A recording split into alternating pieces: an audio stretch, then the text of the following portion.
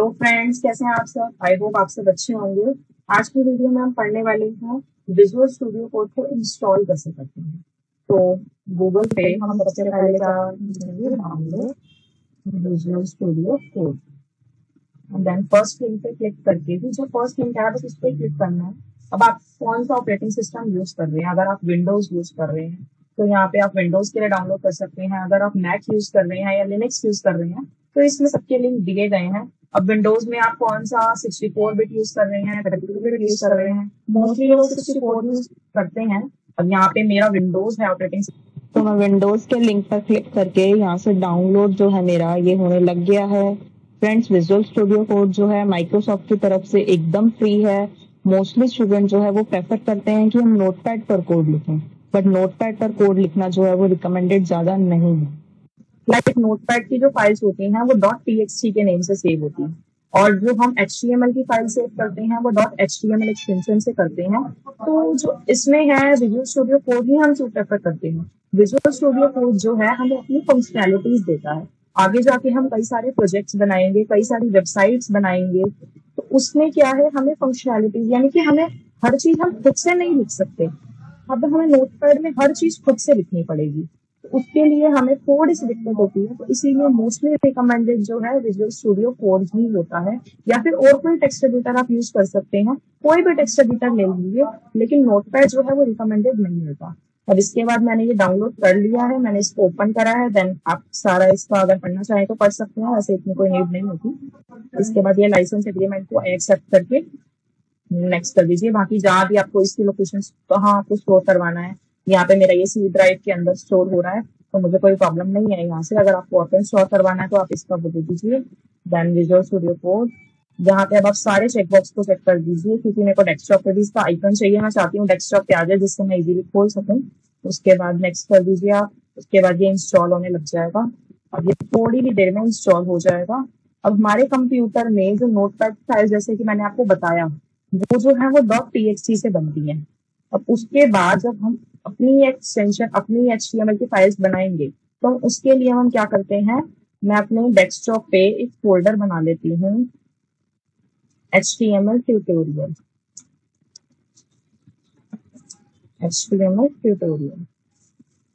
अब हमारा visual code तब तक इंस्टॉल हो रहा है, हो ही गया।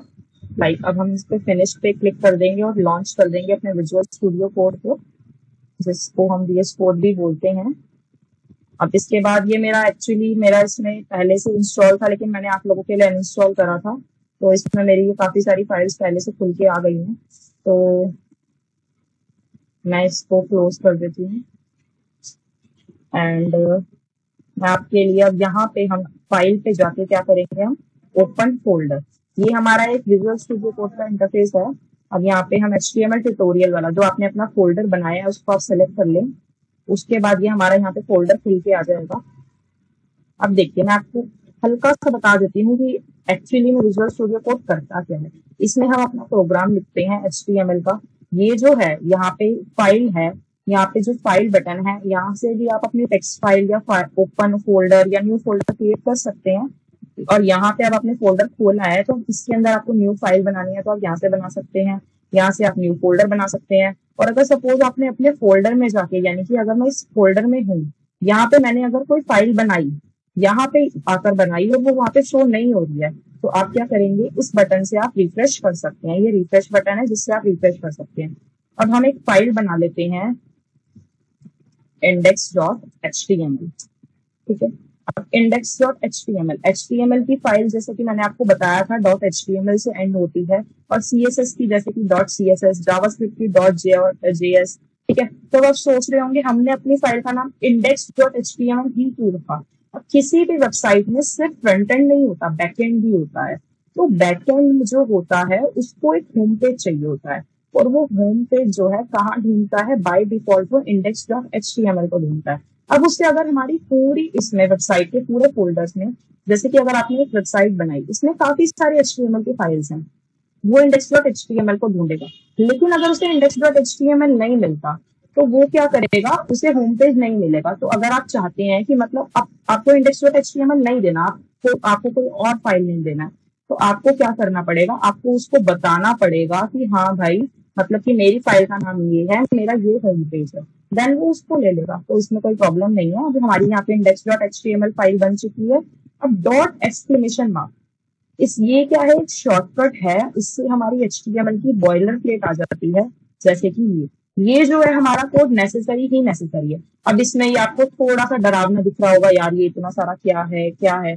डोंट वेरी, डरने की बिल्कुल जरूरत नहीं है। हम स्टेप बाय स्टेप हर चीज पढ़ेंगे, एक ही दिन में थोड़ी ना सब कुछ हो जाता है, धीरे धीरे सब पढ़ेंगे, तो आप टेंशन मत लो। इसके लिए एक चीज हमें यहाँ पे और करनी है, हम क्या करेंगे, एक्सटेंशन डाउनलोड करेंगे। यहाँ पे एक्सटेंशन बटन पे आप आ जाइए। इसके बाद यहाँ पे हम सर्च करेंगे अपना लाइव सर्वर। यहाँ पे ये लाइव सर्वर हमने करा। अब ये जो है मेरा ऑलरेडी इंस्टॉल है। अब आप यहाँ से सपोज अब मैं इसको अनइंस्टॉल अगर कर देती हूँ आप लोगों के लिए, तो इसको क्या कर लीजिए, यहाँ से आप इंस्टॉल कर लीजिए। तो अब ये यहाँ पे इंस्टॉल हो रहा है, ये इंस्टॉल मेरा हो गया। देन उसके बाद मैं अपनी यहाँ पे फाइल पे आ जाती हूँ। अब फ्रेंड्स ये क्या करता है, लाइव सर्वर आपका क्या करता है, अगर आप नॉर्मली कोई फाइल बनाते हैं आपको उसको सेव करना पड़ता है, देन आप उसको जब रन करते हैं तो आपको बार बार रिफ्रेश करना पड़ता है। ठीक है, जब आप बार बार रिफ्रेश करते हैं उसको तो आपको थोड़ी सी दिक्कत होती है, यार मैंने इतना चेंज किया फिर रिफ्रेश करो, इतना चेंज किया फिर रिफ्रेश करो।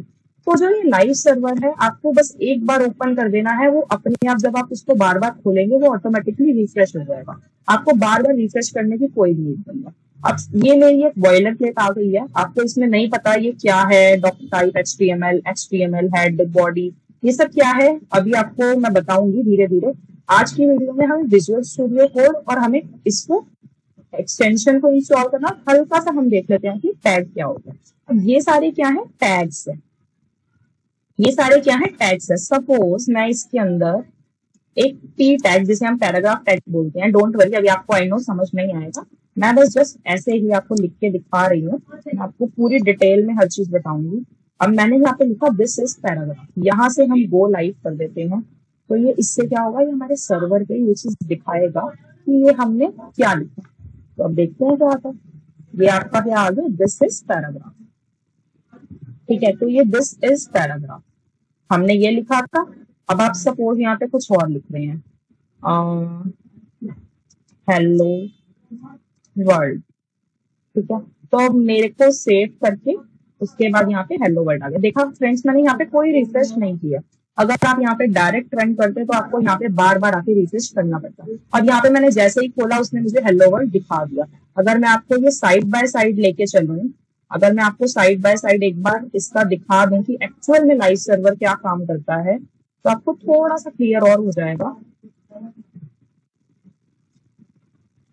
सपोज मैं यहाँ पे दिस वर्ल्ड मैंने आपका ये लिख दिया, तो मैं यहाँ पे कोई रिफ्रेश नहीं कर रही, ना मैं उस पेज पे जा रही हूँ।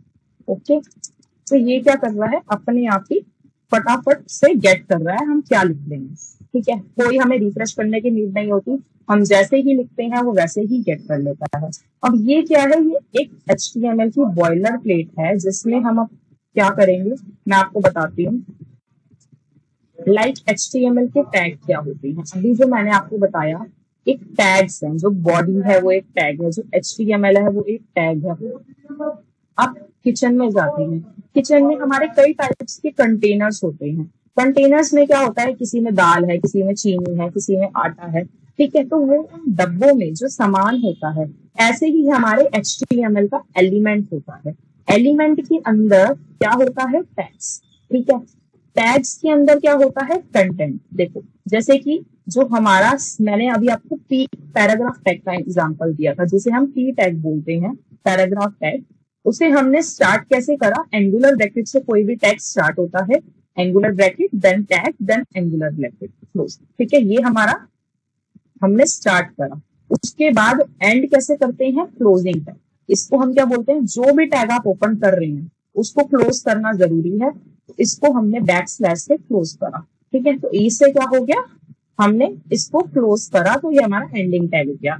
अब जो स्टार्टिंग टैग और एंडिंग टैग के बीच में, यानी कि क्लोजिंग टैग और ओपनिंग टैग के बीच में जो चीज होती है उसे क्या बोलते हैं, कंटेंट। जैसे कि मैंने अभी आपको बताया, हमने पैराग्राफ टैग लिखा, यहाँ पे मैंने इस पैराग्राफ टैग को ओपन किया, यहाँ पे मैंने इस पैराग्राफ टैग को क्लोज किया, और इसके बीच में जो यहाँ पे मैंने लिखा उसमें मैंने क्या लिखा, कंटेंट। उसे क्या बोलते हैं, कंटेंट। तो ये जो था, इस पूरे को हम क्या बोलते हैं, एलिमेंट। ये सारा क्या था, एलिमेंट। तो ये एक छोटी सी बॉयलर प्लेट में मैंने आपको इतना सा एग्जांपल दिया, लेकिन मैं अगली वीडियो में आपको पूरा इसका बेसिक स्ट्रक्चर बताऊंगी। ये सारा जो है एक बेसिक स्ट्रक्चर है कि HTML क्या है, हेड क्या है, हम सब बताएंगे, आपको टेंशन लेने की जरूरत नहीं है। अब सपोज हम अगर यहाँ पे सर्च करते हैं बुक माई शो, जैसे कि मैंने आपको बताया था कि एक होम पेज की नीड होती है जो हमने index.html बनाई। हमारा सर्वर क्या ढूंढता है, हमारा सर्वर एक होम पेज की फाइल ढूंढता है index.html। तो अब ये होम पेज क्या होता है, सपोज मैंने यहाँ पे बुक माई शो सर्च किया, ठीक है।